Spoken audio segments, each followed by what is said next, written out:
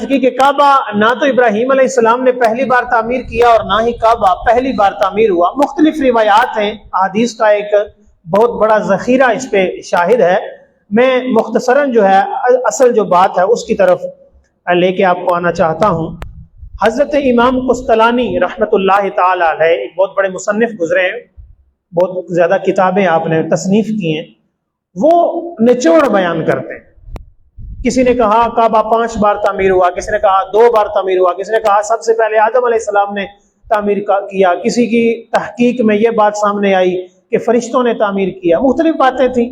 تو حضرت امام قسطلانی رحمۃ اللہ تعالی علیہ نے ان ساری تحقیقات جو تھیں، ساری ریسرچ جو تھیں، ان کو جمع کر کے فرمایا ٹوٹل جتنا بھی کتابوں کے اندر بیان ہوا ہے تو کعبۃ اللہ حضرت آدم علیہ السلام سے پہلے سے لے کر اب تک 10 بار تعمیر ہو چکا ہے.